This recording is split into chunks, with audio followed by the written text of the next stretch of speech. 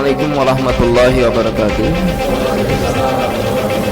Dari Indonesia, dia dari Pakistan. Sangat indah tidak Bapak Ibu sekalian? Penyelesaian yang sangat indah dari Allah, luar biasa. Pak, kalau kita hanya mengandalkan dokter, Pak, Bapak Parkinson, Pak, seumur hidup minum obat, nggak bisa sembuh ya. Ibu darah tinggi, Bu, ya, seumur hidup minum obat, nggak bisa sembuh, nggak bisa, sampai mati, ya. Tapi kalau kita mengandalkan Allah, bisa tidak Pak? Masya Allah, bisa, dan bahkan cara Allah sangat indah. Ketika aku sakit, Allah lah yang menyembuhkanku. Masya Allah, ya. Ketemu kita kemarin dengan ustadznya di Duren Sawit, karena beliau ternyata jemaah tablik. Masya Allah, lagi hurus dia 40 hari ya. Masya Allah. Salam untuk Pak Abdurrahman yang ditotok di Masjidil Haram, sekarang sudah sembuh. Enggak lagi gini Pak dia, Pak. Maka sebelum pulang, waktu kita sama-sama di Masjidil Haram, dia bilang sama teman saya, I will fight you, sambil bercanda, ayo kita berantem. Ternyata beliau master taekwondo. Badannya bagus, masih muda, 40-an tahun, ya. Begitu sudah kuat semua, ayo kita berantem. Coba dari awal Pak, I will fight you, gitu. Nggak ada yang berani lah. Begitu sudah kuat, wah, bercanda sama teman saya itu, ayo kita berantem. Masya Allah, ya. Enteng sudah badannya, dia bisa dia kontrol tremornya, tidak lagi bergetar gitu ya. Powernya pun sudah full lagi, ya. Itu bukti kebesaran Allah Pak. Dalam hati saya waktu itu, saya segera pulang ke Indonesia untuk menyebarkan totok punggung untuk umat Islam di Indonesia. Maka target kita, satu keluarga umat Islam harus bisa satu orang, ya. Salah satu niat kita apa Bapak sekalian? Salah satu niat kita yang pertama ada di situ ya, untuk berdakwah. Ternyata dengan totok punggung itu lebih mengena, ya. Jangan tetap jalan ya. Nah, begitu kita sakit, kita potong dia, Masya Allah, hatinya yang keras Pak, ya, hatinya yang keras, langsung lembut dia langsung, ya. Pak, coba Bapak lus samping Bapak lus Pak, oke, samping Bapak. Masya Allah. Punggungnya Pak, Masya Allah, ya. Tekan sedikit Pak punggungnya Pak. Ya, Masya Allah. Langsung tidak Pak, ibarat banteng Pak, yang tanduknya sudah siap menerjang. Begitu kita sentuh punggungnya, tanduknya langsung berubah Pak, ya. Sentuh dia, Masya Allah Pak. Biasa ikut pengajian saya Pak di musola PT Isuzu ya, setiap hari apa sih? Besok dia datang ikut pengajian, Masya Allah, dengan izin Allah terbuka hatinya, masuk hidayah Allah Pak, ya. Maka setiap melangkah dia ke musola ini Pak, pahala tidak buat kita, pahala buat kita, ya. Teman kita lagi sakit di sini, begitu istirahat dia sakit kepala, kita tonton dia, Masya Allah, biasa dia tidak sholat ke musola, dengan izin Allah dia ke musola. Insya Allah kita dapat pahala freedom, pahala yang mengalir. Yang kedua, niat kita menolong atau membantu orang. Hidup itu ternyata bahagia itu dicapai dengan memberi, ya. Memberi pertolongan, memberi bantuan, memberi sumbangan, ya. Itu lebih membuat kita bahagia ketimbang mendapatkan Pak, ya. Ada anak yatim Pak, dia berdiri di pojok sana, sudah 2 hari dia tidak makan. Itu Bu kira-kira ya. Lalu ibu punya uang 50.000, ibu kasih anak yatim itu, Masya Allah. Kita lihat dia langsung cerah ceria, dia berlari menuju rumah makan, dia beri makan, lalu dia makan dengan lahapnya. Menetes tidak air mata kegembiraan kita Pak, menetes air mata kegembiraan kita, Masya Allah. Berat tidak timbangan bahagianya itu Pak, kira-kira Pak, Bu, berat nggak Bu kalau ditimbang Bu bahagia kayak gitu Bu? Berat banget, luar biasa tuh timbangan kebahagiaan Pak kalau kita timbang itu kan. Begitu juga dengan totok punggung. Ada bapak-bapak usia 70 tahun naik motor dia Pak, ya, ditabrak dari belakang oleh anak muda dengan motor besarnya, jatuh dia. Saya totok pelan-pelan, Masya Allah, sesak dia, hampir tidak bisa napas, Masya Allah. Saya totok pelan-pelan, usia 70 tahun masih naik motor juga dalam hati. Ya kan jalannya sudah beda Pak, ya. Anak muda di belakang, ya ngebut aja dia kan, nggak sabaran, ditabraklah itu dia. Saya totok pelan-pelan, Masya Allah, dengan izin Allah lega kembali napasnya. Wah, gembira tidak kita Pak melihatnya Pak? Senang tidak Pak memberi bantuan kayak gitu? Masya Allah, dia bilang, Alhamdulillah saya bisa napas lagi. saya sudah berpikir saya mati hari ini katanya, udah nggak bisa napas kata dia. Dalam hati saya, kalau bapak mati juga pantas lah pak, udah 70 tahun gitu ya. Tapi Allah berkehendak lain, ya masya Allah ya. Teman lagi pak kemarin beca kayu lagi sebelum diresmikan itu ya, banyak tiang besar di bawahnya itu Kalimalang ya, banyak jalan berlubang kan sekitarnya itu. Seorang pengendara motor ngebut ya, jatuh dia di Lampiri kalau tidak salah, jatuh dia benturan kepalanya itu, koma dia, jatuh tidak sadarkan diri. Orang melihat ketakutan, maka diambil daun pisang itu, ditutupin daun pisang, ada koran ditutupi koran. Enggak berani orang menolong karena dianggap sudah mati. Dan kalau tuh menolong, orang nggak berani ambil risiko juga pak. Ditanya polisi kan nanti kira-kira, tanya polisi lah ya. Teman kita dari Cipinang, dia pulang ke Bekasi lewat Kalimalang, begitu dia lewat, loh ada apa itu, dia buka pak, kirain gorengan manusia. Dia totok buru-buru, dia miringkan itu, dia totok punggungnya. Takdir Allah, keluar gumpalan darah dari mulut orang tadi. Langsung dia bangun ya. Mana motor saya? Mana motor saya? Kirain terima kasih pak, enggak. Mana motor saya nih? Mungkin motornya belum lunas. Begitu kerja angsuran motor setiap hari di otaknya itu penuh dengan tulisan angsuran motor. Begitu dia koma dan tersadarkan, yang pertama kali respon angsuran motornya pak. Maka kalau motornya belum lunas kan sayang kalau hilang ya. Mana motor saya? Masya Allah, dia pakai helmnya, demi Allah langsung dia naik motor lagi jalan pulang. Tidak terima kasih, belum bayar juga ya pak ya? Saya yakin benar bapak ibu menolong orang kayak gitu tidak pernah berpikir dalam otak kita dapat uang ya. Ya, nggak pernah pak berpikir, wih jatuh 500.000 ini. Gitu nggak pak? Ada nggak yang begitu? 100% saya yakin benar tidak ada pak ya. Nggak mungkin kita begitu tega kan ya, mencari apa tadi sedikit uang di balik musibah orang. Nggak mungkin lah kita tega ya. Tapi yakin tidak pak Allah akan balas itu pak? Yakin Allah akan balas ya, yakin pak Allah akan balas. Gembira loh pak bisa menolong orang. Saya dapat SMS, Ustadz masih ingat tidak? Siapa? Saya yang waktu pingsan di Masjid Al-Azhar, Ustadz tolong itu. Masya Allah, dia masih ingat saya, sudah tahunan itu. Saya sudah lupa ya.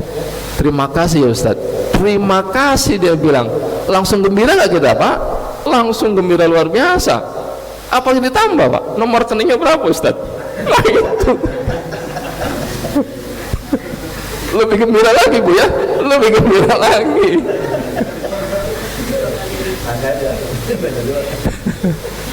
Artinya apa pak? Cukuplah menolong orang itu, pasti Allah akan membalas semua kebaikan kita pada orang lain. Nggak mungkin tidak dibalas Allah pak ya.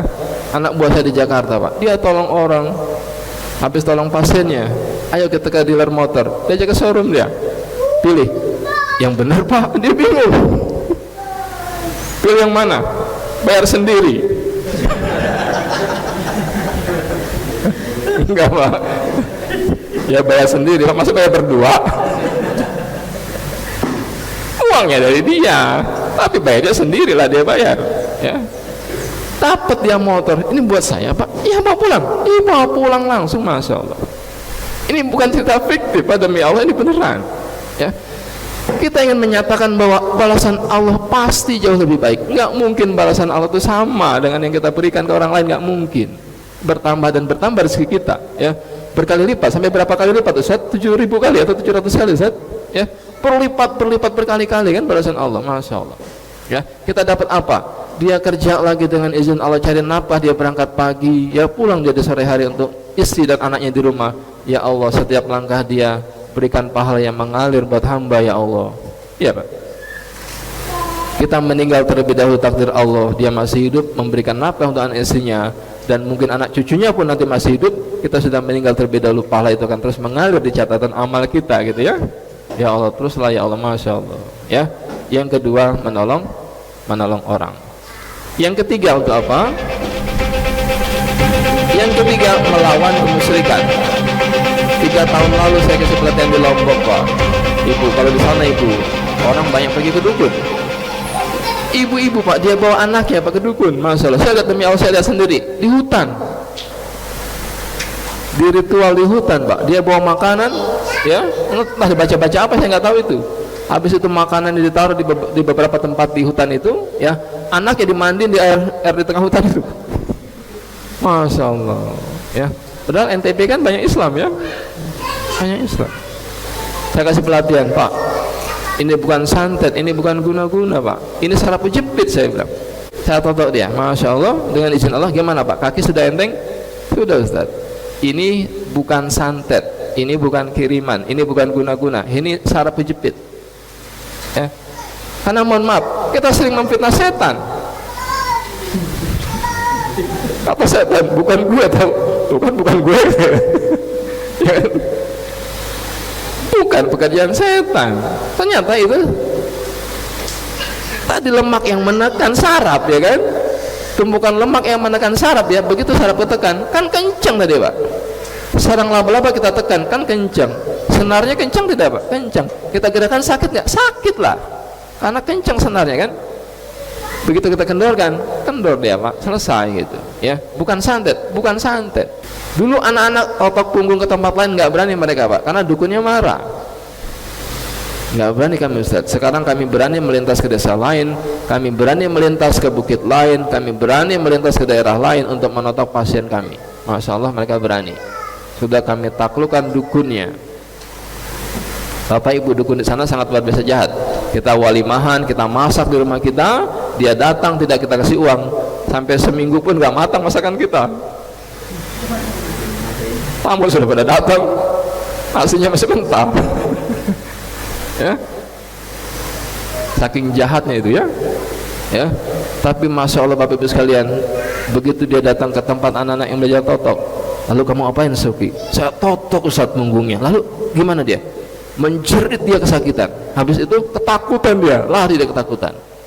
Ternyata posko jin itu ada di punggung kita. Dia di pembuluh darah, pusat saraf ada di punggung, ya, pusat lalu lintas darah ada di punggung, maka posko jin pun ada di punggung. Ya, saya lanjutkan pengalaman kemusyrikan. Bisa insya Allah. Ada jin di tubuh kita Pak, totok saja Pak.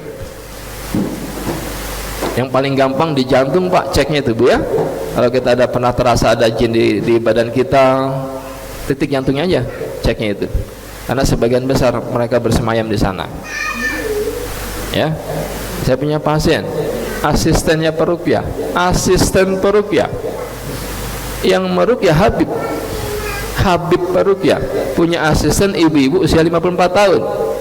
Datang Pak Reza dari Saudi, kasih tahu saya, Ustadz, yang Ustadz totok itu asisten peruqyah. Masya Allah, ternyata asisten peruqyah saya totok.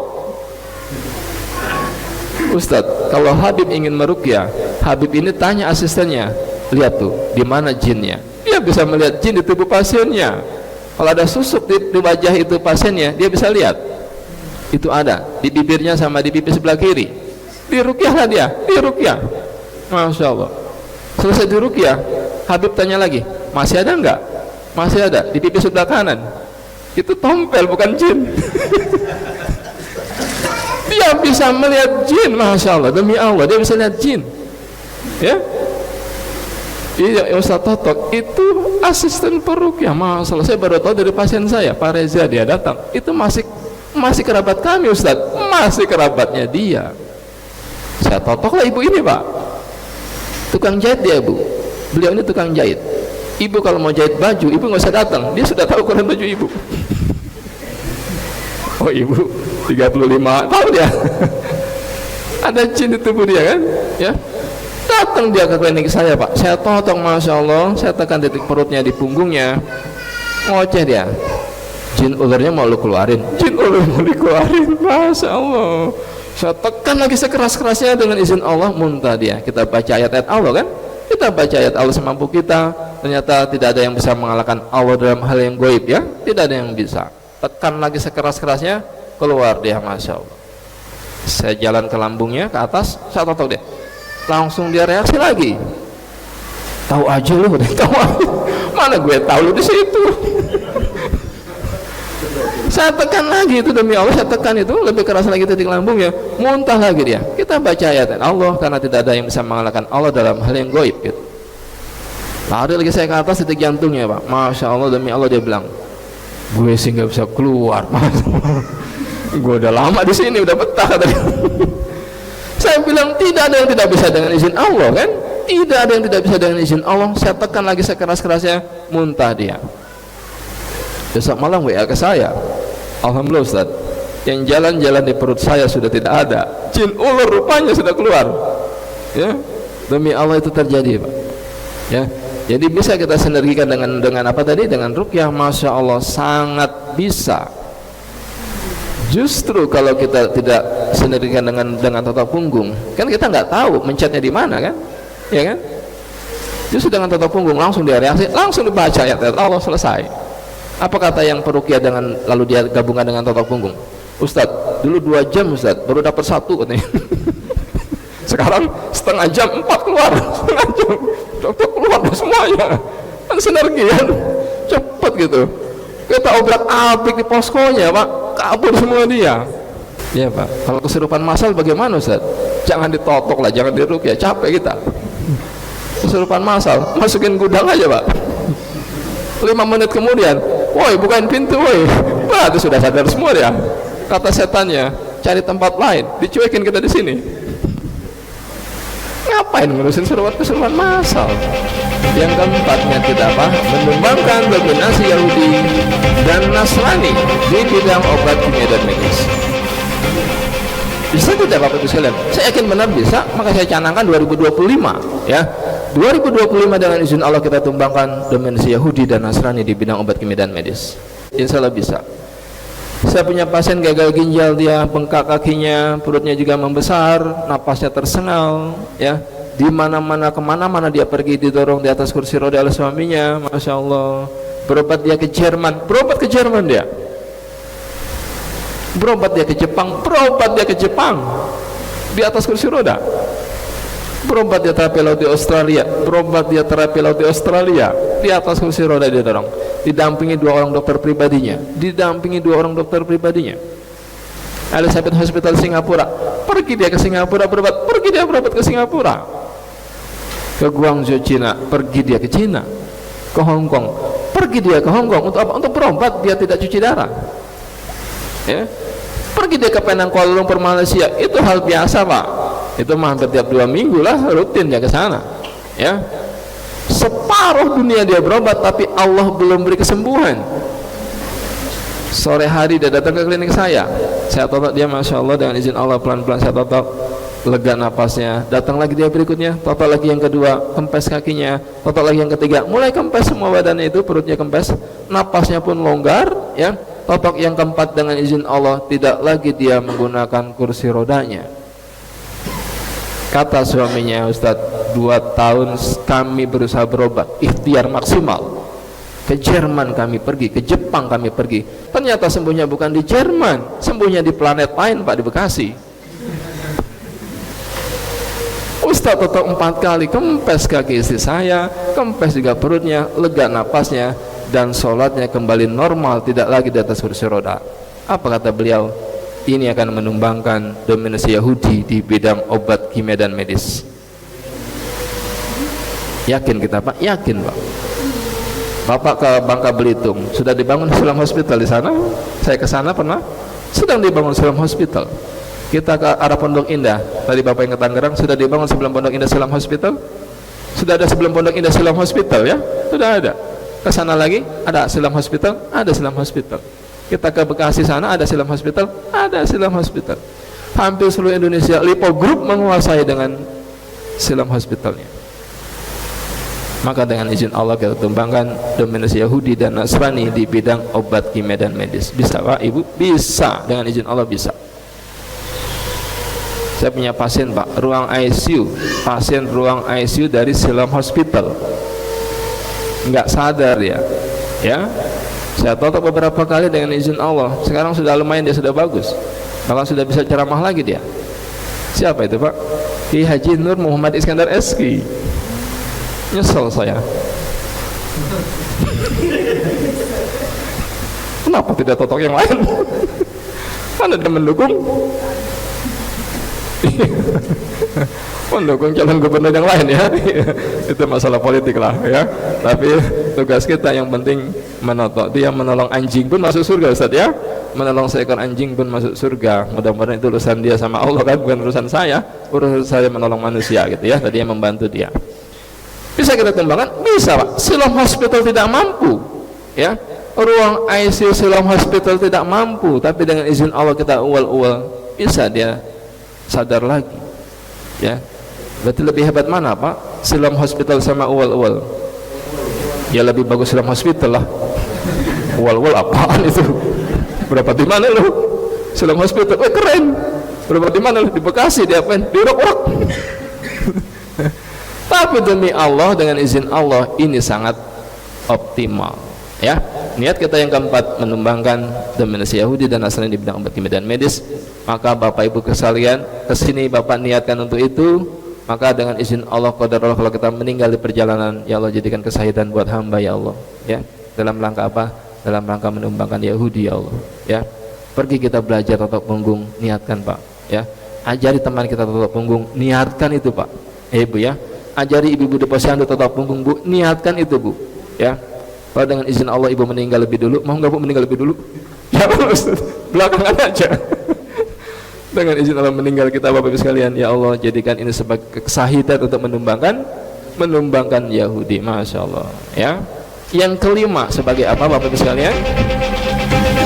Yang kelima sebagai sumber penghasilan. Bisa nggak totok punggung sebagai sumber penghasilan? Sangat, insya Allah bisa. Wah kalau gitu, kalau pensiun dari Isuzu bisa Ustaz? Bisa lah.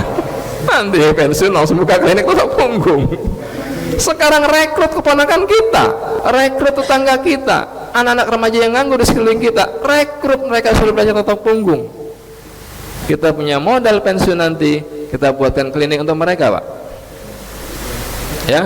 Ya, target kita apa? Target kita financial freedom. Financial freedom. Kalau tadi kan pahala freedom ya.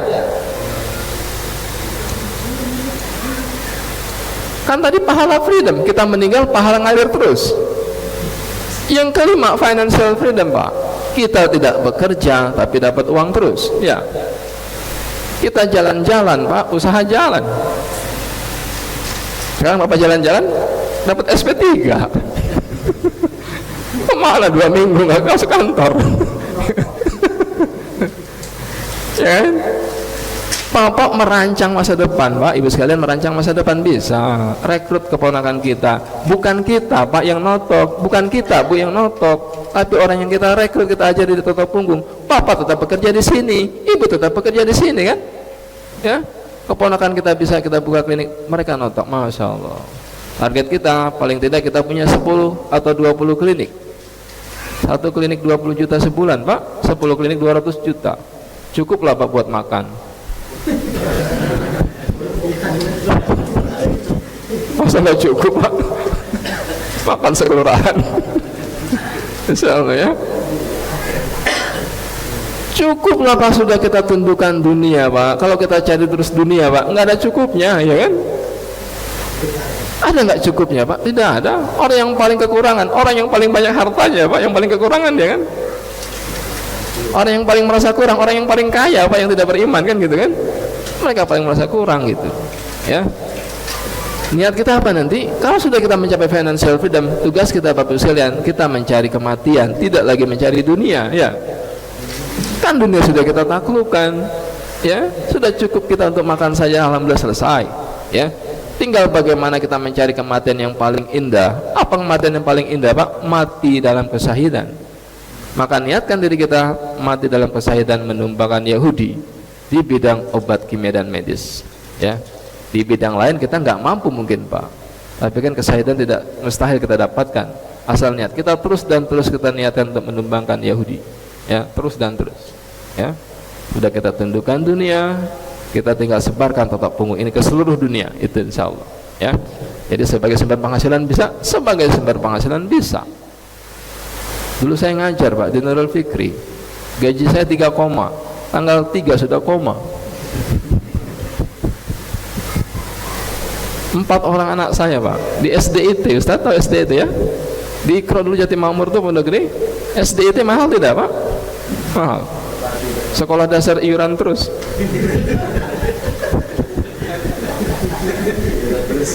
Tiap bulan 500.000, tiap bulan kadang-kadang bayar. Tahun ajaran baru bayar lagi, tengah semester bayar lagi. Pinjam uang sana kemari Pak, karena kita pengen pendidikan terbaik buat anak kita Pak ya. Pinjam sana pinjam sini, dengan izin Allah Bapak alhamdulillah doakan ya, terus biar bayar utang lunas ini. Alhamdulillah sudah lunas Pak dikit-dikit kan, alhamdulillah ya. Bertahun-tahun itu 10 tahun kita, tapi saya dapat ilmu luar biasa dari Ustaz Nurul Fikri, luar biasa. Itu yang tidak bisa dinilai dengan rupiah, gitu ya. Alhamdulillah ya. Ahli profesi saya Pak. Dulu orang belum tahu tata punggung, orang taunya pijat sama urut. Sampai Tangerang Bapak saya jangan main-main naik motor. Pasien saya Pak di Tangerang naik motor dari Bekasi ke Tangerang berapa kilometer Pak itu? 65 kilo ternyata. Masya Allah, saya kira Tangerang deket. Loh, 65 kilo Masya Allah. Capek-capek kita panas-panas sampai rumah dia, anaknya teriak, ayah tukang pijatnya datang, kurang ajar.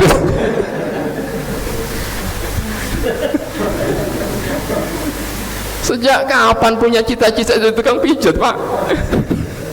Ya, tapi kan kita jalani Pak. 2 tahun itu door to door saya muter pasar Minggu ke Depok, itu wilayah biasa tiap hari kita jalani Pak. Masya Allah ya.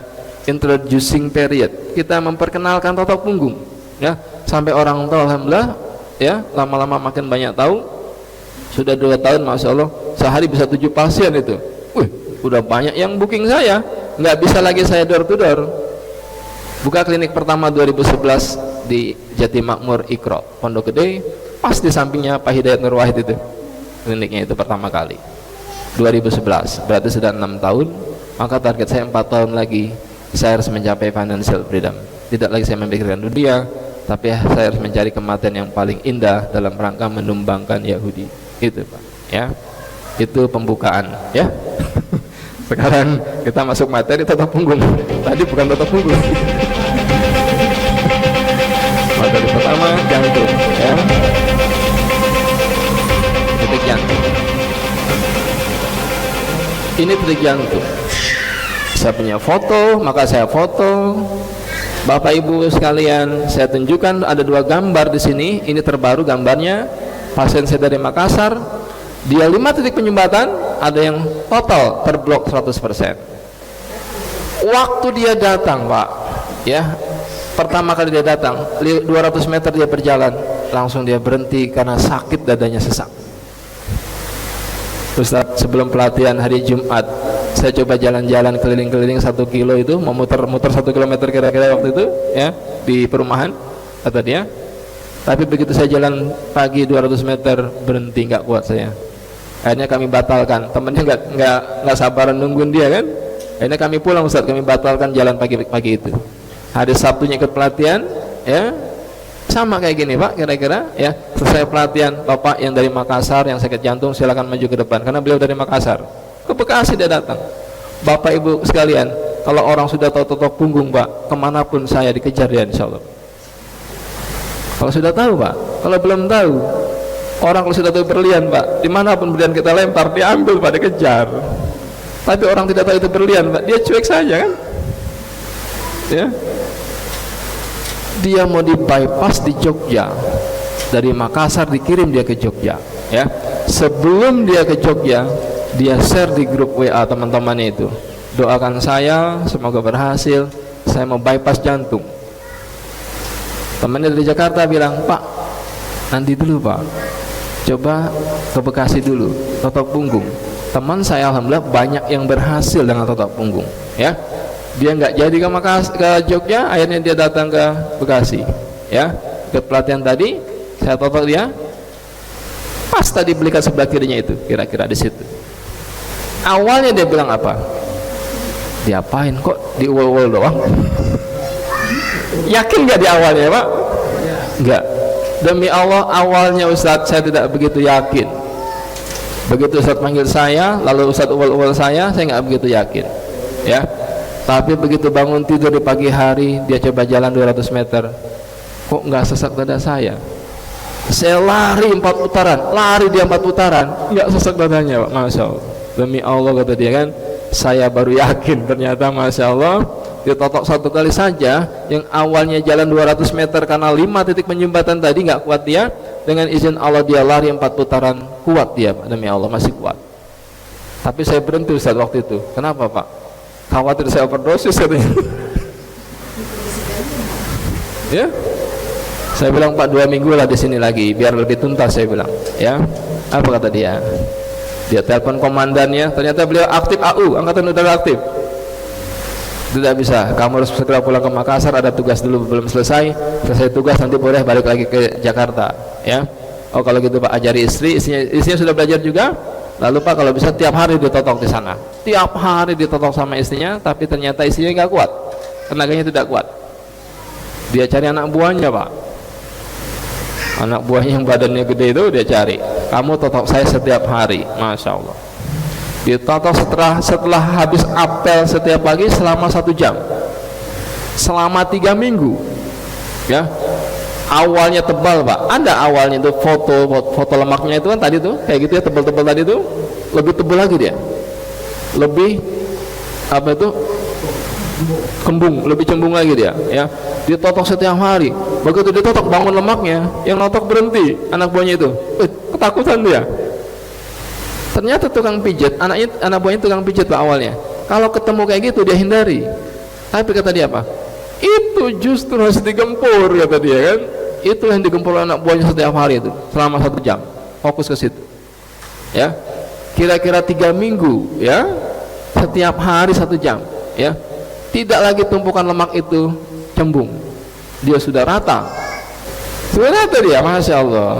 Sekarang dia lari normal bisa, Masya Allah, tidak jadi di bypass, demi Allah tidak jadi di bypass. 5 titik penyumbatan harus di bypass, dengan izin Allah tidak jadi di bypass. Berapa kalau di bypass bayarnya? Hanya untuk operasinya saja 250 juta, hanya untuk operasinya saja 250 juta. Kemana larinya uang kita Bapak Ibu sekalian? Ahli jantung seluruh dunia berkumpulnya di Israel, itu masalahnya.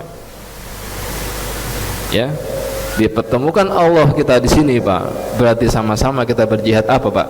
Menumbangkan Yahudi. Ya, kita operasi jantung, tidak mustahil uang kita lari ke Israel. Ya, kita minum obat jantung setiap hari, bisa boleh jadi uang kita lari ke Yahudi. Ya, kita pasang ring, mungkin orang tua kita, tetangga kita, uangnya lari ke Yahudi. Untuk apa dipakai oleh Yahudi Pak? Untuk membunuh saudara kita di Palestina, di Suriah, di Syria, kan gitu. Uangnya uang siapa? Uang kita. Untuk apa? Untuk membunuh saudara kita. Maka dengan totok punggung saya yakin benar Bapak sekalian, kita bisa tumbangkan Yahudi insya Allah. Ya, dengan apa Pak? Tidak jadi pasang ring, tidak jadi uang kita lari ke Israel, tidak jadi di bypass, tidak lari uang kita ke Yahudi. Kita sudah membuktikan 5 orang pasien harus pasang ring di rumah sakit harapan kita, ditotok masing-masing 15 menit, lega semua, tidak jadi pasang ring. Coba besok kita praktek di RSUD Bekasi, setiap hari kita totok, yang mau pasang ring nggak jadi semua. Sebulan kita diusir satpam, bisa tutup Pak rumah sakit ini. Bapak pergilah dari sini, ada apa-apa pasien saya kabur semua kata dokter kan. Ya, pasien saya Pak serangan jantung di rumah sakit harapan kita, sudah masuk ruang ICU dia. Ustadz datang Ustadz ke rumah sakit harapan kita besok saja Pak, di ruang ICU Ustadz, jam 9 malam dia telepon saya, detak jantungnya 100 lebih ya, detak jantungnya di atas 100, tensinya 70/40. Nggak bisa Ustadz, malam ini juga Ustadz. Datang saya ke rumah sakit harapan kita malam itu juga Pak, ya, langsung ke lantai 3, langsung masuk ruang ICU. Saya ingat betul itu ya, kita tutup hordeng di ruang ICU ya, dalam kondisi dia kritis ya. Saya totok dia, fokus ke belikat sebelah kirinya, Masya Allah 30-40 menit kira-kira. Selesai saya totok, nadinya, detaknya 86. Normal tidak? Normal kan? Tensinya yang awalnya 70/40 nggak kuat bangun dia kan.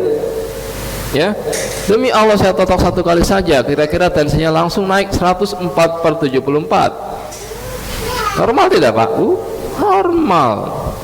Langsung saya bisa ke kamar mandi, nggak jadi pasang ring,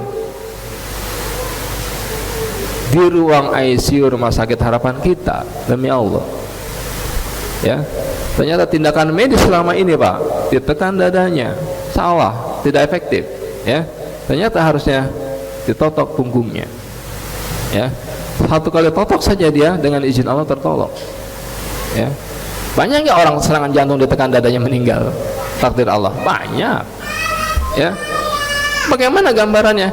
Ada pompa, kita tutup selangnya, kita pompa terus, berat tidak? Tabungnya panas nggak kalau kita paksa Pak? Panas. Jantung kita pompa terus, bengkak tidak jantungnya kira-kira? Bengkak. Kenapa jantungnya bengkak? Karena mampet selangnya. Solusinya bagaimana yang cepat? Selang yang mampet dilepaskan. Ya, penyumbatan tadi ditekan, digetarkan. Ketika selang mampet ada lumutnya kita getarkan, rontok tidak dia? Rontok, dia lancar lagi Pak. Maka terselamatkanlah pasien kita, tidak jadi pasang ring di rumah sakit, di ruang ICU harapan kita.